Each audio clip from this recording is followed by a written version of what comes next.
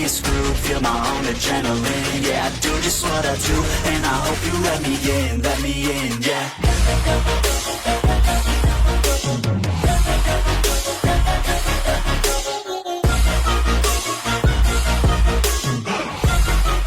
Hello and welcome back, fellow anime lovers, to Cypherfics. I am delighted to have you join us once again in the world of fanfiction and fantasy. This is the 7th part of, What If Issei, Rias meet BROLY. Special note, this fanfic is written and a masterpiece of Liquid's wrath on FANFICTIONnet. Do check and support the author too. Now smash the like, share and subscribe button for more. Also press the bell icon so that you never miss such great parts. Thanks for the introduction. Now let's dive into the world. Rainier, Calawarner, and Middlet all felt a blush form after hearing Penemu telling them to take their clothes off. They were hesitant to do exactly just that, but they all witnessed Penemu taking off her clothes until she was in her lingerie. They didn't say a word before the final articles of clothing were removed where her appealing skin glistened. Her stark naked body along with her bountiful melons had a good shape to them that looked like anyone's hands could just sink into her tips without much effort. I want you all to listen to me very carefully now, do you all understand? She asked them as her tone became extremely serious. They all just stayed quiet. What you're about to see is something that only I, Barakiel, Azazel, and Shiva knows about. Whatever you do, do not. Do not speak of anything that you're about to see. I will punish you 1,000-fold if I hear a single peep from any of you. Penemu's voice was becoming colder the more she spoke, as if the biggest secret of her life was about to be exposed. The fallen angels remained quiet as they all saw her remove his torso armor that revealed his shredding muscles and abs. After removing that from him, she removed his boots until she got to the towel around his waist. She was a bit hesitant at first to remove it, but she built up the courage to remove it that revealed something that brought the girls to a daze. Questions began to surface that began to spill out of their mouths without even thinking about it. Is that a tea-tail? Calawarner blurted out without thinking it over. That's no ordinary tail, Calawarner. That type of tail is a monkey tail. Rainier broke it down for her. Are you insane? Do you have a descendant of Sun Wukong in your home? Just who is he? Calawarner asked. Penemu didn't say anything as she asked for a blanket that Middlet brought over before removing his blue tights that revealed something else that made the girls look away with a nervous expression. She placed the blanket over his lower half that made the girls glance back over to see if that thing was contained before something bad happened, as their lust was strong to control. The 3 fallen angels that were standing in front of them witnessed Penemu getting on top of him as her body rested down onto his chest that caused her melons to flatten like a pancake. Seeing her body that wasn't even anywhere close to his height was a good indication for them to see just how much bigger he was than any other man they met. Penemu's body was leaned so far forward where anyone could see her slit in between her legs that began to drip like a faucet. Rainier caught onto this much quicker than anyone else could as the realization kicked in at how much Penemu's lust for him was just out of control. What are you ladies doing? I told you all to undress yourselves. She repeated herself. Rainier let go of the thoughts that held her back as she began to take off her clothes until she too was stark naked. Without saying anything, she headed over to him before lifting one of his arms and snuggling up next to him with his arm resting over her whole body like a blanket. Penemu looked down at her with a smug look before doing something that made Rainier and her team a little bit turned on, but jealous as well at what she just did. They remained in their positions as the cadre fallen angel was showing them all who was in command here of the little HRM he was building up by placing her lips onto his neck as she began to embrace it for a while before she got a little bit nastier. She extended her tongue out that touched his neck before she began to drag it from the bottom of his neck to the scar on his cheek with a blush popping up the moment she began examining his face. What are you doing, Lady Penemu? Rainier asked. I might not last very long before I truly give in to my temptations. You don't understand how badly I want this. Calawarner unbuttoned her shirt and removed her skirt. Making her way to the other arm that wasn't taken, she snuggled up next to him just like Rainier did. You never answered our question, Lady Penemu. Why do you have a descendant of Sun Wukong in your ranks? Kalawarner asked again but in a calmer way. She breathed out slowly as her sigh felt defeated and exhausted. Let me clarify something first before I proceed to explain to you all about his life. Whatever thoughts you all are having of him being a descendant of Sun Wukong, I want you all to remove it. He isn't a descendant, he belongs to another group entirely that we never even heard of until he showed up. What are you talking about? Can't you see that he has a monkey tail just like Sun Wukong? It's either that he is or he isn't, but it seems that he is. Rainier commented. You're right, he does have a monkey tail like him, but he is entirely different than the other people who have monkey tails. They all follow a code of their own, but BROLY. He isn't one of them in the slightest. His origin is a story of its own that could bring this world into chaos if the whole world knows about his true self. This is why we kept him in isolation for 13 long years without anyone getting the chance to meet him. What's so special about him that makes the others look like they're nothing compared to him? Kalawarner asked. As I told you all before, you will just have to have him explain it to you. I'm not going to reveal every secret of his without his permission. What you saw right now must not be told to anyone. I'm going to tell you that you three will be his guardian angels wherever he goes. You will protect him from having his secret unveiled to the world. No matter what he does, no matter where he goes, do not interfere with his life unless you need to. Middle felt outcast to see that there wasn't any room to squeeze herself in as she felt jealous and angry about this. Penemu's hand was caressing his hair as her eyes were fixated on the saiyan. Such a troublesome boy. Rainier could feel the warmth radiating off his body that relaxed her whole body. The warmth and comfort she was feeling could make her stay in this position for a while as everything just seemed to be just right for her. Her mind began to wander off as her eyes were getting drowsy. They were all startled when they heard the saiyan let out a groan of pain before opening up his eyes as only blurs could be seen. With a few blinks and adjusting his eyes, he managed to regain his vision as he saw 4 fallen angels looking down at him, but the thing that surprised him the most was the 3 naked fallens that surrounded him. He saw the look in Penemu's eyes that held admiration and care within them. Without moving too much, he was able to feel a soft squishy feeling of flesh against his body. Foo-foo. Look who decided to finally wake up. Penemu said. His hands went straight to his head as an endless wave of pain was consuming him. What happened? He asked. You don't remember? Not really. My sweet boy, you beat Indra before the collar around your neck put a big toll on your body from the power output it was releasing. We were trying to heal you. You're so stupid for doing something like that. No matter the cost, you can't just go and use that power of yours freely. What happens if you don't wake up next time? What do you think I'll do then? Penemu was beginning to go off as all of her motherly and loving instincts were spilling out of her mouth.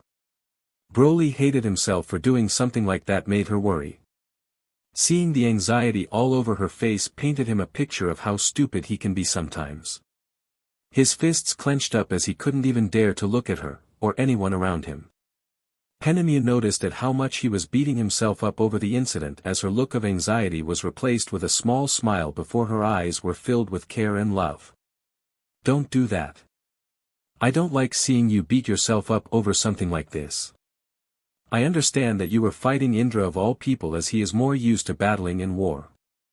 You haven't fought anyone with your real strength as you barely have any combat experience. Forgive me, it's just. Don't say anything. What I'm worried about right now is the appearance you have now. How do you return to your original look, though I wouldn't mind if you kept this look? Penemu wondered. What are you talking about? He asked. She created a magic circle in the air as a reflection of him appeared. His eyes widened at seeing how his physique and appearance changed. He was still retaining his wrath form look, but his powers were not dormant. Forgive me for the intrusion, but is everyone settling in with their loved ones? I do hope I'm not interrupting anything. Shiva said as he appeared before them with his hands behind his back. The women yelped out as they all scurried next to BROLY while covering up their private parts. Sir, how do I return to my normal state? I can't walk around looking like this all the time. BROLY was desperate for some kind of explanation. At first, I didn't understand as to why you remained in that form, but after some careful thinking, I actually might know why. You see, when you first go into that form, it is out of rage and anger as the cells in your body take a grasp of you before your true self begins to show. You go mindless when the only thing on your mind is that of destruction, hate, rage, and BLD. The mindless beast that your father was keeping suppressed by that collar was of his fear of you breaking free, but now I understand. Your love and determination for the people you care about to stay away from harm's way are suppressing that mindless beast. Are you saying I tamed this mindless side of me? He quickly asked. Shiva brought his hands back forward as he scratched the side of his head. That's a whole other story that needs to be more carefully examined. Your appearance may have changed as your strength and durability may have increased, but you won't be able to use that power like you hope to. Shiva began to break it down. BROLY let out a sigh as he knew what he was saying. You're practically saying that this form is only an empty shell that I can only obtain in physical form than using its powers. With the collar around your neck that is restricting you from fully going all out and the suppressed monster you are hiding away from this world, you are only grasping a small portion of the power that you originally supposed to have from that form. If you want to truly use that power to the maximum, you need to face the monster within you, kid. Anyway, get yourself dressed, I need to show you something interesting. Shiva said as he turned around to head back up. How are you feeling? Rainier asked. The pain in my head is almost gone, I don't know what all of you done, but I could feel the pain slowly leaving my body. Saying it with a smile. Rainier smiled at those words. Before he could move, green aura began to expel out of his body that was changing his appearance. His body mass shrank back down to its original size while his hair fell back down. His eyes shifted from yellow to black. He looked up at the girls to see that he was back to his original self. The fallen angels removed themselves from him to get dressed. The maids left together as they waved goodbye to him. Penemu put her clothes back on as well. When she finished dressing, she walked over to BROLY with a blush as her eyes were glued onto something that looked like a mountain under the blanket. You better dress quickly before I get turned on. Who knows when I'll stop She stopped talking when she witnessed him standing up as the blanket fell off of him. She was pulled in for a hug. The feeling felt uncomfortable for her, but it wasn't in an unpleasant way. She could hear the sound of his slow beating heart with every second that flew by while his grip around her felt domineering, comforting, and rough that was very inducing with how it felt when he was hugging her. But the thing that sealed the deal for her was the hot rod she was feeling being pressed up against her stomach. Penemu, don't go just yet. Something inside me is wanting me to never let go. His grip on her tightened that caused her to be surprised. When did you get so naughty? BROLY smiled at her remark. You purposefully SWNGNG and bouncing your melons in front of me every chance you got to just get my attention made it strong to resist. I care about you for everything you have done for me, but the biggest thing I'm grateful for is the love you showed me. My feelings for you have grown stronger and stronger over the years I lived with you. Hearing him say all that made her desperately want to seal the deal once and for all with the boy she raised and nurtured. The untamed lust that was consuming her was strong to hold back, but she just couldn't. Having a god who is the god of destruction waiting for you is something no one should disregard as some small matter. Be BROLY. If you keep talking like that, I might just lose myself to my feelings about you. We can't keep Shiva waiting no matter what the importance is. But there is one thing I can do to just satisfy a small portion of this SXL longing we're spewing out. What?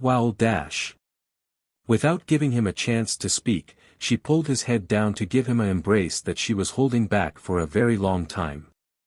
Without going any further, she pulled away from him before backing away from him and walking away without looking back. "Don't keep him waiting," were the last words she said before heading upstairs. Broly turned to face the wall as he stretched his muscles far out. He slipped on his briefs before putting on his blue skin-tight pants along with his boots. Slipping his tail through the hole in his pants, he wrapped it around his waist to tie it. Grabbing the towel off the ground, he tied it around his waist until he finished dressing by sliding his Saiyan armor on. Shiva was standing beside the living room table looking at a slip of paper while the maids went on with their business. In the corner of his eye, he noticed that Broly decided to finally join him. "Took your time, I see." "Sorry, sir. I didn't mean to keep you waiting." Shiva let out a chuckle. "You don't have to call me, sir, you know. You are teaching me to control my power, I have to show you respect because you're helping me, and you're my teacher. Your kindness stretches pretty far. Azazel, Barakiel, and Penemu have raised you in a way that I couldn't possibly do. Knowing your history and race just didn't match your persona when I first met you, but seeing how they taught you many things from showing respect to understanding when to back off just amazes me. Anyway, I didn't call you to talk about your life. Read this." He passed him the slip of paper he was reading. Broly took it as he began to read it. Giving it a good look over, he didn't fully understand what he was looking at. "I'm sorry, sir. I don't know what I'm looking at."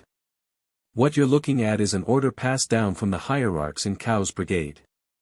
A dead soldier of Chaos Brigade dropped it when Indra killed him while we were out taking a stroll as they tried to attack us. I can't exactly do much as it could spark a war between the factions, so I thought of a plan to bring them out of the shadows to get some information out of them. They plan on doing something over at the World Martial Arts Tournament, so I registered you to become a competitor." Broly widened his eyes at hearing that. "Sir, my strength could kill a normal being if I'm not careful," he said with worry. "Ha ha ha, such a kind heart. I don't want you to fight them for the title, there will be 2 people at that tournament that we need to get the attention of. I already looked into the future as I'll show you who they are when we get there. Just act human when you're there, so don't go flying or showing the world your overwhelming power. I showing up won't end well because those 2 will most likely recognize me, and they will think of it as a declaration of war of some kind. I'll keep an eye on you from a distance." "I brought the tea you requested, Lord Shiva," Rainier called out. "Ah, thank you. Would you like some?" he asked his student. Broly shook his head as he politely declined. Footsteps could be heard behind them as a figure stood at the entrance of the living room. "What are you doing here, boy? Shouldn't you be screwing that fallen angel or something?" Indra asked as he started to walk again before he brushed past Broly as the toxicity between the 2 was still ripe. "You need to stop provoking a fight, Indra. I'm going to have to put you in your place if you keep this up.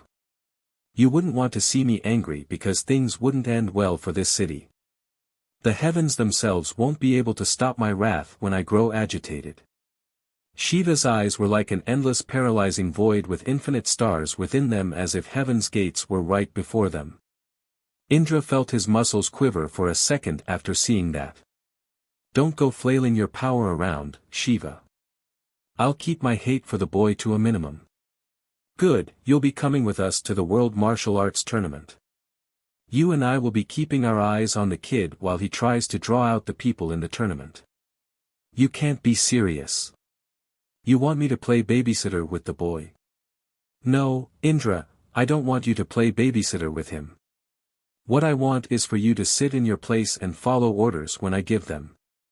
We're leaving first thing in the afternoon, so don't make me wait because if you do." Shiva's entire persona changed as his aura began to pour out as his hand reached out to grab Indra's face before he retreated with sweat going down his forehead and cheeks. Indra looked over at him to see that a smile replaced that cold look he just had. "Alright, I get it. Excellent, I was hoping I wouldn't have to speak with Brahma and Vishnu about your insubordination and your mysterious passing. Now then, let's get ready for the tournament. Scene break. Sirzex heard the rumors of the boy that was attending his sister's school has transferred away. He could tell the way she acted as he knew her like a book. He didn't say anything about it, but after the battle with Riser, she wanted to find a way to thank the new kid in her school. He laughed at how stubborn she was towards the guy who saved her from her marriage. What cracked him up the most was the fact that she was very jealous of Akeno every time she spoke with him. With everything considered, he had to admit that the boy he saw at the rating game was in a league of his own. The pressure he felt during the last bits of the match brought chills on his body that never occurred before. It made him feel uneasy about the situation as the dominating aura he had himself was being suppressed by the boy. Sirzex didn't like the fact that a fallen angel had someone like that in their ranks. That brought many other questions as to what other things have they been hiding. Seeing a cadre fallen angel appear within the arena made it feel like some kind of breach into lands that were not their own, but she was only there to watch the boy as no other forces were with her. He has seen the match several times by now to just study the new kid, but no matter how many times he reviewed it, he wasn't able to get anything out of it. Rias trusted him to the point where she had him fight with her. Sirzex never met a person like him before in his life. Being able to use concentrated magic that potent at will while being able to fly without the use of wings was another upside to him. Another pro about him is the durability he has when people lash out different types of magical attacks at him. What are you so focused on that you can't even hear me knocking at your door? Ajuka asked as he stepped in with a courteous smile. Sirzex pushed his focus to the front of his mind. Forgive me, Ajuka. I was just thinking about the match my sister had with Riser as the transfer student I saw intrigued me. Sirzex said as he stood up from his seat. Don't worry about it. That is why I came here to talk about him. Ajuka made his way to one of the empty chairs before taking a seat. Sirzex sat back down as they continued their conversation. You reviewed the match footage as well? Seen it about 100 times by now, but yes, I have. What brought my curiosity about the kid was the transformation he did. His whole appearance made him look like a mindless animal. Did you try recruiting him to our ranks? Ajuka asked. Unfortunately, he already has fallen in the ranks of the fallen angels. Penemu was his caretaker of some kind, but it makes me believe that Azazel must have sent him to the school spy on my sister to extract information of some kind. That's the only conclusion I can think of. Do you honestly think that they would do something as reckless as to that? If they wanted to, the kid could have killed you if he wanted to, Sirzex. I felt the energy as well that he let out, but he didn't do it. Besides, if he wanted to harm you, he could have targeted your sister. Ajuka pointed out. Sirzex slumped back into his chair. Why don't we go and get the boy to join us? I already know what you're thinking, but hear me out. We set up a meeting between Azazel and his commanding officers to talk about the kid. We could convince him of handing him over if we give them something precious in return. To me, this sounds like a good way of trying to deal with things peacefully than going straight to bloodshed. Sirzex explained. Are you nuts? Who knows how much of an influence they have on the boy by now? You expect them to just hand over their most prized fighter like it's nothing? Do you even know what the outcome of having one of ours snuggle up to a fallen angel loyalist? That's where you fail to realize something, Ajuka. We may not be able to get him like we want to, but my sister may have a way to get him to open up to her. The more she charms the kid, the more we have a way of having a weapon like that. Ajuka couldn't believe what he was hearing. You want to use your sister to get him on our side? She already started growing feelings for the boy, so trying to give her a little push to take some initiative wouldn't harm anyone. Besides, Akeno already is winning the game right now by a landslide, so Rias should see this a declaration of war sooner or later. She doesn't see it now, but when Akeno cuts the strings of their friendship for the love of the boy that they just met will be the moment where Rias lets loose her restraints. That will be a battle that even I wouldn't dare interfere in. It's only a matter of time, Ajuka. The sound of knocking was heard at the door that made Surzex allow the newcomer or newcomers to enter. The doors opened to reveal Rias and Akeno. He was able to feel the tension in the air when they entered the room. Ajuka looked at Surzex to double-check if this is what he wants to do. He ignored his little glance before giving them a welcoming smile. What brings you here, Rias? Is there some type of danger up in the human world that I need to worry about? After their little visit to Azazel's home, both of them decided to return to the Underworld. On their way there, they barely said a word to each other that made the tensions between them grow wider by each minute that passed by. Akeno suggested that they head to the Underworld to speak with Surzex that Rias agreed upon. As they arrived inside of his private quarters, they both bowed down to the two Saiyans before proceeding. I'm sorry for intruding, brother. We both came here to ask you about something. Do go on, speak your minds. He genuinely pushed them along. Rias looked over at Akeno to see if she wanted to go first, but she insisted that she went first. I came here to discuss to you about the fallen angels that live in my territory. I spoke with Azazel not too long ago as I and Akeno had a bit of a fight that escalated to us running over to the fallen angels' home. Before you ask, no, they didn't do anything harmful to us as we learned something very interesting while we were over there. What was Akeno's reason for running to the fallen angels? You know they are a very dangerous group to handle alone. Her brother asked. Well. She wanted to find where BROLY transferred to, so she could express her feelings to him. She informed him. Surzek's worry flew out the window that was quickly replaced with a very intrigued expression as he looked over at Akeno. Now, tell me what you have to say. He said before answering Rias. Firstly, my lord, I want to apologize for my recklessness for me running over to the fallen angel's home without thinking. Secondly, what Rias said is true. I do love BROLY as I can't even explain it myself. Recently, I began to grow interested in the boy that I never would have expected to happen. My lord, I beg and ask of you if you can grant me permission of having a relationship with Azazel's foster son. What I'm asking is a breach of the devil's code and rules, but I will truly take any punishment for my insubordination. Surzek's eyes narrowed at this as this hit him by surprise. Azazel's foster son, you say? Rias couldn't let her have a relationship with him. She was about to say something before Surzek spoke up. If I may ask, why are you so interested in him? You know any kind of relationship from friendly to SXL is forbidden to have from enemies from different factions. What brought such a bizarre request, Akeno? My liege, I know how it sounds. It is ridiculous and extremely dangerous that could harm the devils, but I never felt such a strong connection with him. He has been nothing but respectful and caring towards me, and Rias.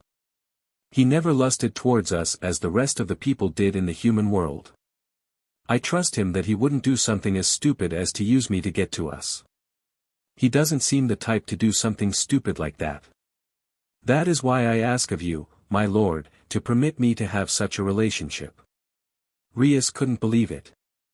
A boy that they barely know has already implanted his control over her friend's mind. Brother. You can't allow such a thing. Do you know the dangers of having an enemy within our ranks if they were to get together? Fallen angels would do anything to cripple us from the inside. Rias tried to do anything to reason with him. Surzex brought his hand to his chin as he eyed Akeno to see that she was very serious about this. Ha ha ha. I thank you for coming to me about this, Akeno. The foster son of Azazel may lead us to peace if we get in their good graces. This longevity of bloodshed and hate needs to be put to rest at some point. Do please forgive me for my sister's behavior, but for everything that you have done for my sister and this family since you joined us, I will grant you your wish of having such a relationship with the boy. Akeno's eyes lit up after hearing that she got the green light to proceed. Although she was still sad that he left, she had to understand first that she just couldn't get in a relationship with him without having confirmation to have a relationship with their enemy. An outsider to fall in love with any of them would break the privacy of the devil faction, so she needed to say something before things escalated. His sister lost it after hearing those words. Are you out of your mind, brother? You're going to let an enemy hook up with her that will most likely find a way to weaken us from the inside? Rias. If you have a problem with how I do things around here, then why don't you go speak with mother and father? Wait a minute, why are you so focused on having Akeno to stay away from him? This is an odd occurrence, Rias. If I were to muster up a few reasons as to why you don't like this. She didn't respond to her brother as she had enough of this before she turned to leave her brother's office along with Akeno. The moment she reached the door, Cypherfics said something that made her stop as her eyes stretched wide. Sister, don't tell me that you have feelings for the boy, that you are keeping your friend away from him as much as possible because you want to be with him instead? Rias didn't want to say anything as she just opened the doors before exiting the area. Ajuka let out a very big sigh as he stood up from his seat. I have no idea what you're planning right now, but you better make sure it's worth it. Don't worry about me, I'm just giving her a little push. I must leave now, but I'll be back soon to hear about the progress of your little plan. Take it easy, Cypherfics. Ajuka said before vanishing from the Gremory home. Scene break. The afternoon came rolling in not too long ago. Shiva, Indra, and BROLY headed out towards the World Martial Arts Tournament. Out in the distance, there was a very big stadium as the sounds of thousands of people could be heard cheering from over there. Never in a million years, BROLY thought he would enter one of these types of places in his life. Fighting against people who aren't on his level just didn't sit well with him. The thought of accidentally killing someone made him very anxious. Shiva explained to him that the enemies of Azazel could harm him in the future if they don't stop them at the tournament. What's wrong with you, boy? Are you too scared to fight against some weak humans? Indra asked. I'm not scared, I'm just worried that if I accidentally slip up, I might kill someone, BROLY answered with a worried expression. I honestly don't get you. You restrain yourself. Too much to the point where you are destroying yourself from the inside out. You're too afraid to let out your strength against some measly weak humans. I still question myself on how you managed to beat me. Indra rambled. That's enough. Stop picking on him. You should learn a thing or two from him because he is trying to learn something, then just shrug it off like most of the people that only enjoy fighting. All you are doing is provoking him to the point where he snaps. Tell me, do you want him to snap? Are you wanting this whole city to be turned to waste? Indra, you have to understand that he isn't a normal person, as his power is like trying to understand the entirety of the primordial planes. Indra felt his fists tighten up. Is that so? Shiva stopped walking, which made the two of them stop as well. This is as far as we will go. We will watch you from here if anything suspicious, or if anything out of the ordinary pops up that needs to be dealt with. Just remember, hold back as much as possible no matter the cost. If you have to make yourself lose, then lose. We aren't here for the actual tournament. Shiva explained. I understand, sir. BROLY headed towards the stadium as Shiva and Indra vanished without a trace. The two of them appeared on top of a corporate building as they looked down at the stadium. Okay, what is the real reason for taking him under your wing? What's your endgame here? I've never seen you be invested in a disciple like this before. Unless you want to have him take over your mantle as the next god of destruction. Shiva's eyes instantly shifted towards him as a light aura began to expel from him. I begin to wonder how far your mind wanders off to, Indra. The boy isn't even fit for such a role, as he cares a lot about this world and its people. Do you know the responsibilities of being a god of destruction? Being a destroyer until the end of time is your civil duty, because that is your only goal in life. I do not hold any happy and caring thoughts like BROLY does, Indra. If I so longing, I can end your inferior life here and now without even blinking an eye. The cold and menacing words that left Shiva's mouth made him feel a pressure slam down onto his shoulders. Then why? Why did you take him under your wing? At first, I wanted to take him for myself as someone with that type of power could be harnessed into a living weapon of mass destruction, but after taking a look at the future and reading his mind, I found out that this world is only a small piece to a larger puzzle, Shiva explained. Now you lost me. That boy. He can kill me if he so desires to. Indra, what do you think I'm doing? You think I took him under my wing so I could control certain individuals? If so, then your thought process must be even worse than I thought. There is a balance in this world between life and death. Creation and destruction. Everyone fears me because I am a god of destruction. With a snap of my fingers, this whole city could turn to dust, and no one could stop me if they even wanted to. What does this have to do with the boy? Shiva shook his head slowly. Just think about it for a moment. When you fought against him, did you feel the overwhelming pressure that gripped your very soul? Indra let out a sigh. It was more than that, it felt like I was fighting monster than a person. You're well aware of your opponent's strength, at least you know that. Now, the moment that collar is removed around his neck, the entirety of this world won't be able to suppress his overwhelming untamed power. Indra, that boy you are constantly picking on has the power to end life on Earth if he got serious.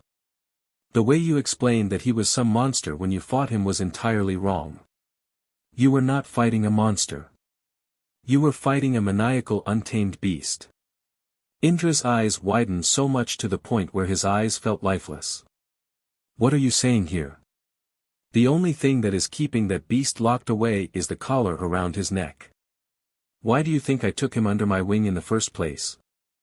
I am trying to make him have control of that side, but you keep provoking him to the point where he might snap. What happens then if that collar around his neck finally snaps? I won't be able to keep him contained because of your absolute stupidity and insubordination. This is why you have left Mount Kailash. Exactly, I couldn't leave this unchecked. If you're so worried about this problem, then why don't you just kill him? Shiva smirked. Kill him? I wouldn't be able to even if could. Vishnu, Brahma, and I altogether wouldn't stand a chance against him. We're nothing but ants compared to BROLY if he were to get serious.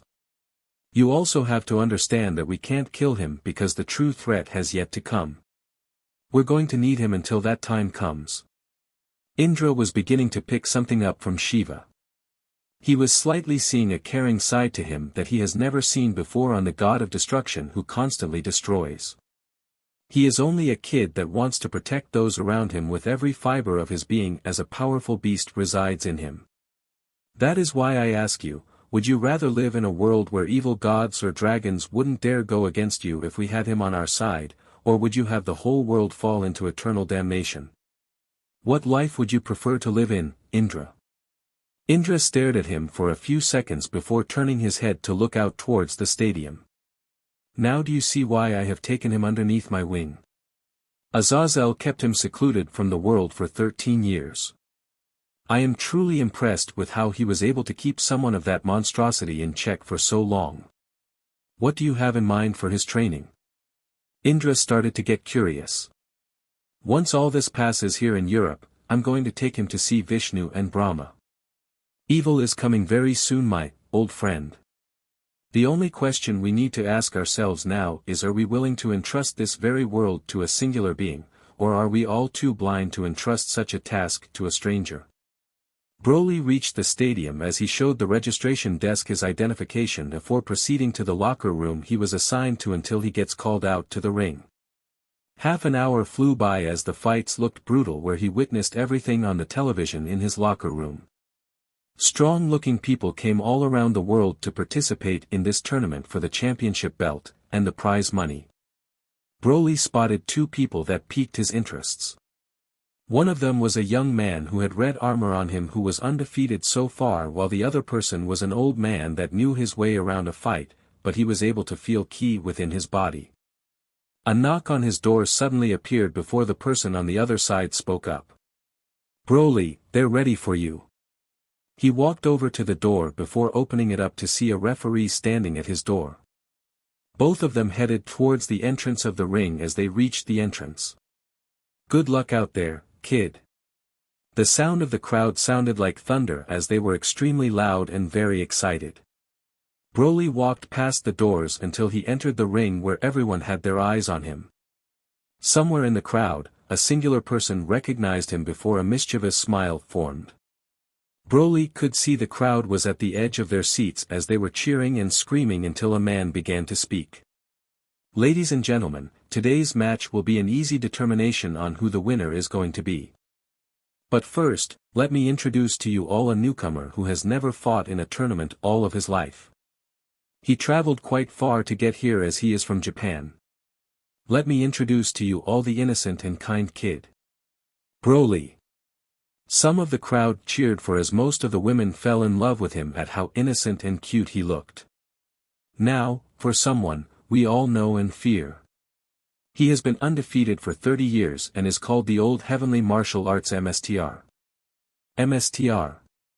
Rashi. The old man stepped onto the ring as the whole crowd cheered for him before the announcer left the ring that signified the start of the match.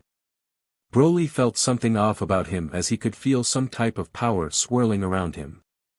Rashi jumped into the air before dive-bombing onto him where he swung his foot with full power that hit Broly across the face.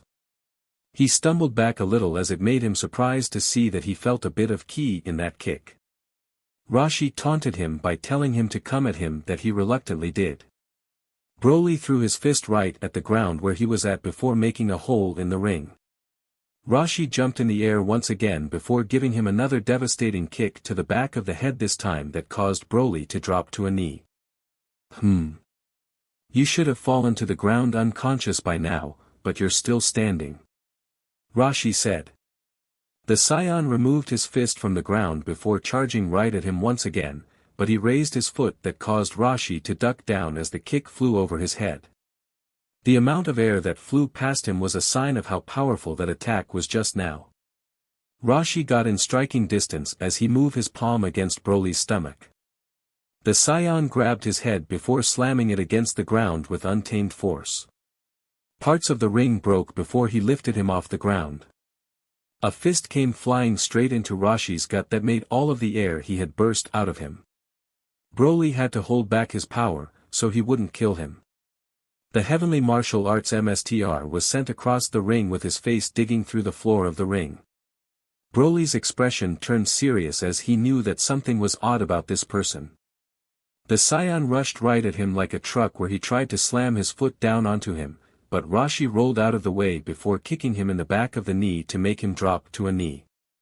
"You have no sense of direction with your attacks, kid. You're like a brute who only knows how to flail his power around like a madman," Rashi said as he did a spin kick to the back of Broly's head. The Saiyan took this opportunity to grab his leg as he slammed Rashi to the ground like a sledgehammer. He went for another slam, but Rashi managed to kick the joint of his elbow to make him loosen his grip on him. He managed to escape before giving a big palm strike to the face that caused him to fall back a bit. Broly had enough of his games, so he decided to use his actual strength against him. Without much hesitation, Broly powered up as aura surrounded him before Rashi went in for an attack. Slamming the back of his foot to the Saiyan's face, he was quickly surprised to see that he was standing in his usual spot without an ounce of pain. Broly punched Rashi in the gut once again, but he lifted him off the ground with his fist as he carried him over his head until slamming him onto the ground. Broly retracted his fist before raising his foot to slam down, but Rashi once again targeted his knee. It didn't do anything as the only thing he could do now was roll away before serious damage laid upon him. "Ha ha ha. This young one got some strength," he said while standing back up. The Saiyan went in for a clothesline that nearly took off his head that he managed to dodge the attack. Rashi carefully inspected him to see what he would do next. He could feel the power radiating off of him.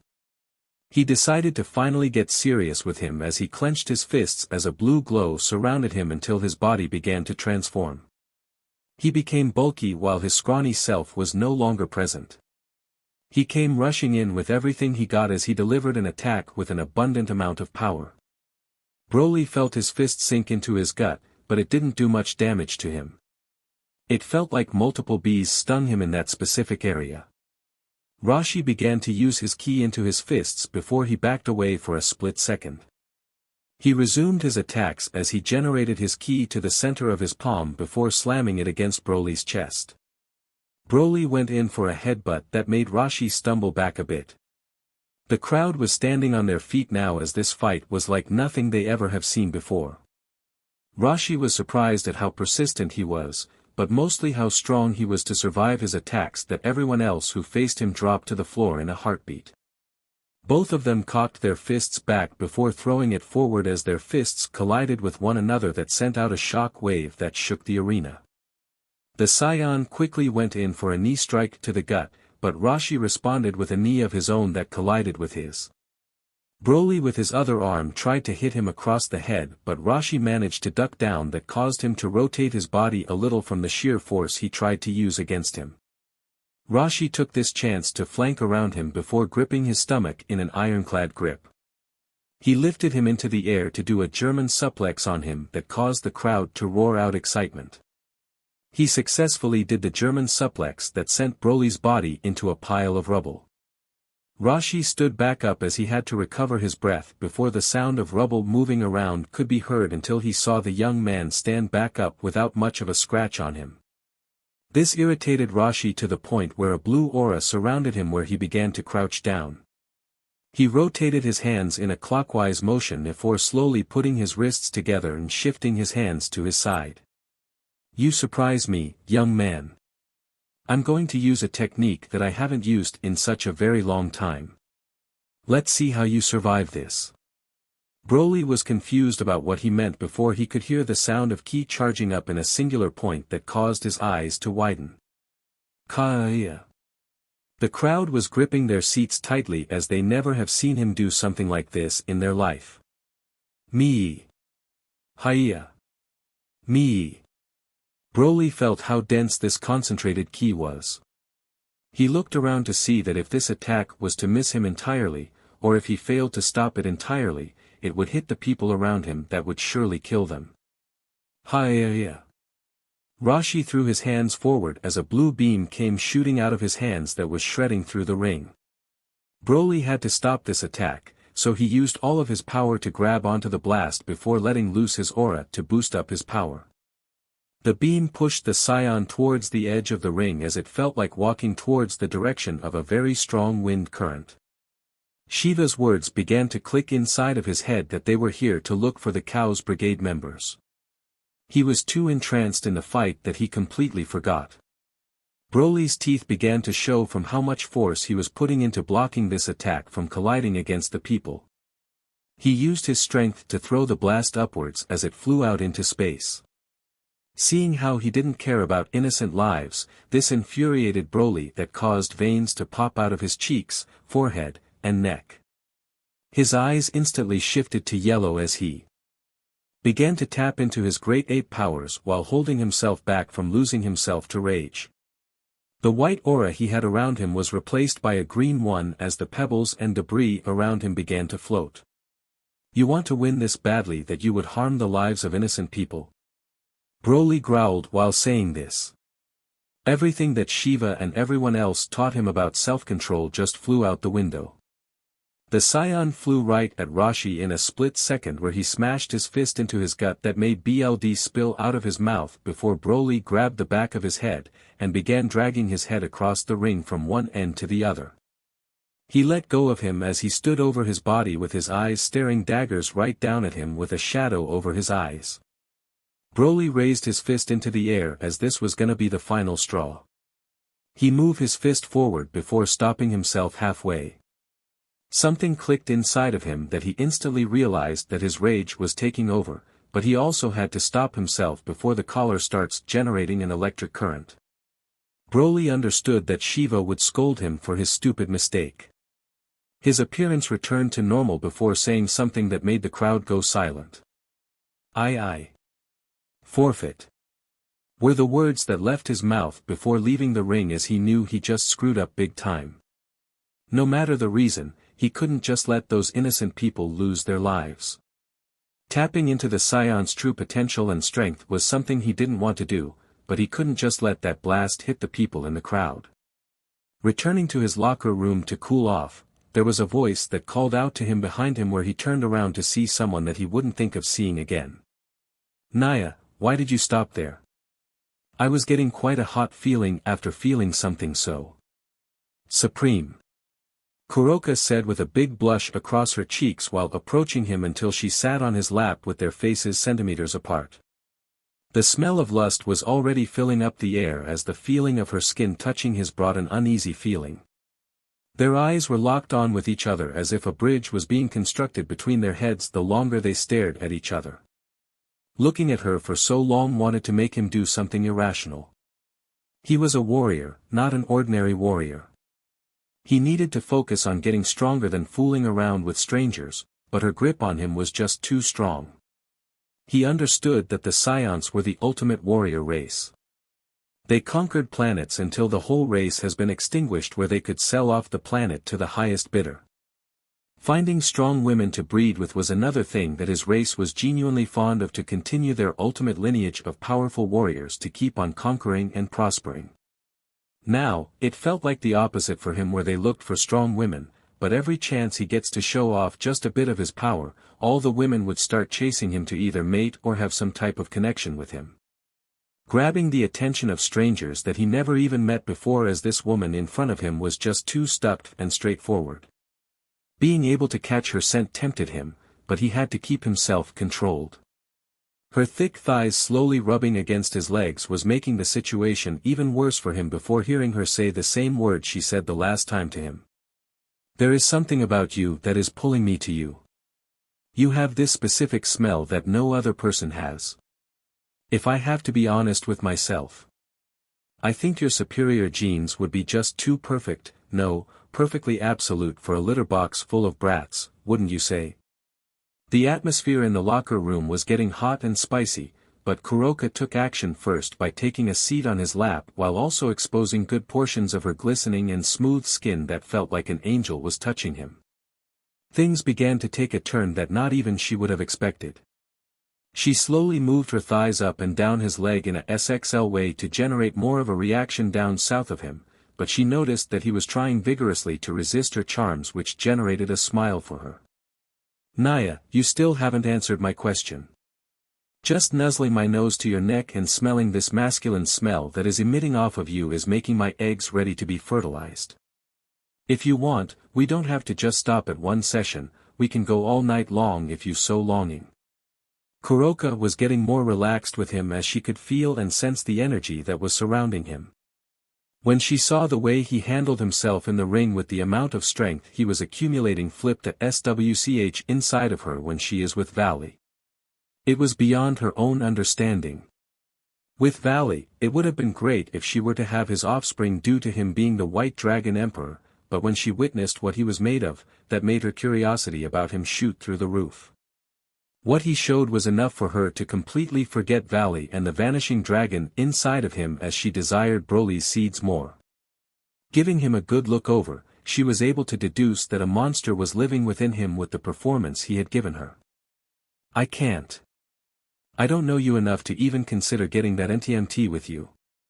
Don't get me wrong, I'm not calling you ugly or anything. You're really appealing, but I can't do that with you.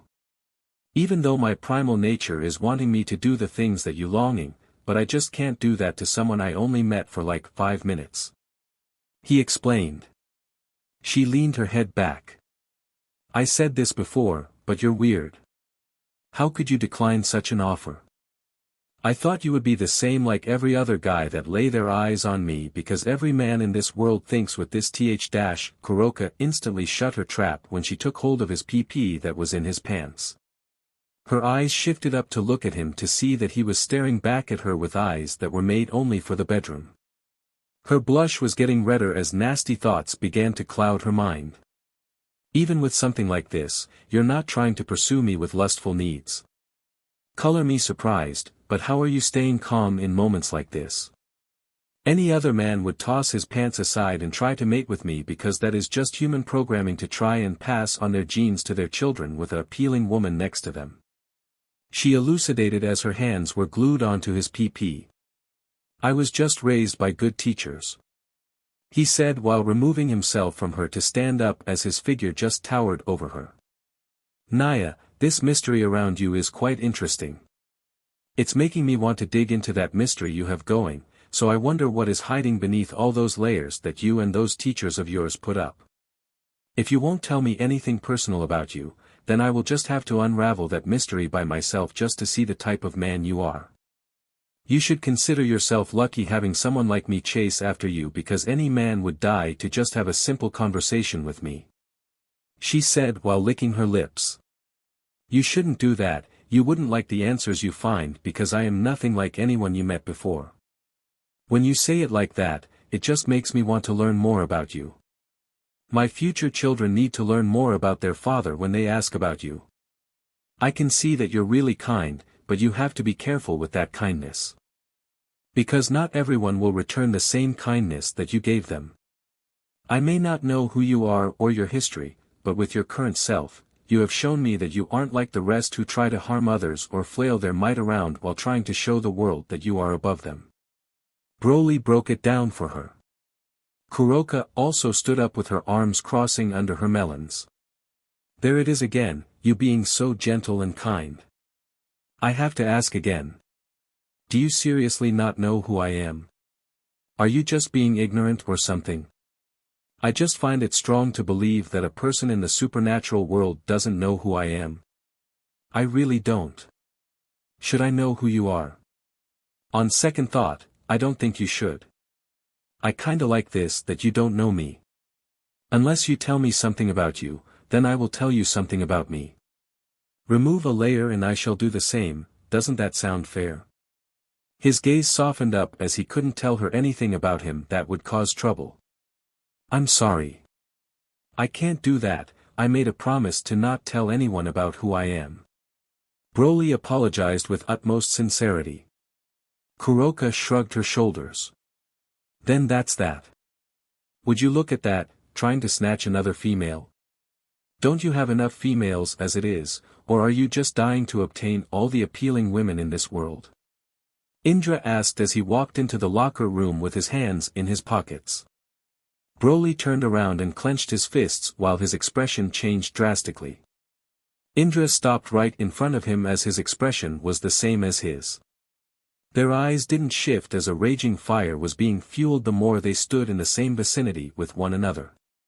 Come on, boy. Do you want to go for round 2?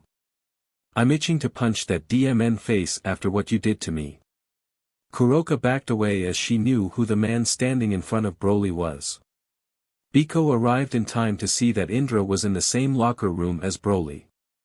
What's going on here, Kuroka? Biko asked. I wish I knew the answer to that. Indra and BROLY stopped their little quarrel as they felt a powerful gust of wind enter the locker room that seized all sorts of activities. A figure walked in as relaxed as possible before surrounding himself in an aura that crushed all the lockers into specks of dust while everyone else was brought to their knees except for BROLY and Indra. BROLY knew who exactly arrived as he lowered his head in shame. I'm sorry, sir. I failed you again. Shiva's expression quickly returned to its neutral look. Don't worry about it. I understand why you did such a thing, but don't lose that feeling. Trust in yourself because you have others supporting you. But it looks like you had some visitors before we arrived. Now, this piques my interest quite much because why would a descendant of Sun Wukong and Shiva looked over at Kuroka to see that she was troubled with her thoughts, which she also had a look on her that was screaming not to say anything. Reading her mind to see what she was thinking, made him chuckle to see that the SS class stray was into his disciple like all the other females who hung out with him. Well, I guess we'll just keep your little secret a secret, for now, Kuroka. Shiva finished. Why is the god of destruction and the god of war in the same room with BROLY? What do you want with him? Biko asked. BROLY is my disciple, Shiva said, causing the two to back away a bit further. Indra closed his eyes as he leaned up against the wall. I know, Hearing that Shiva, who doesn't really care much about anything, took a person under his wing was a big surprise for me too. Kuroka, who was still staring at Shiva, just realized that one of the layers of Broly's personal life was removed. Having the god of destruction as your MSTR wasn't a thought that ever crossed her mind. Not even the two heavenly dragons would pique his interest, but somehow Broly was the one who managed to catch his eye. This made her want to dig even deeper into his life to unravel all the mysteries he is keeping locked away. Wait, are you intending on making him the next dash? Kuroka was cut off. So alright folks, that's all for today. Stay tuned for part 8. Do subscribe, like and share for more such videos. Also check out the story and author Liquid's Wrath on FANFICTIONnet. Press the bell icon to be notified first on release. See you in the next video. Till then, goodbye.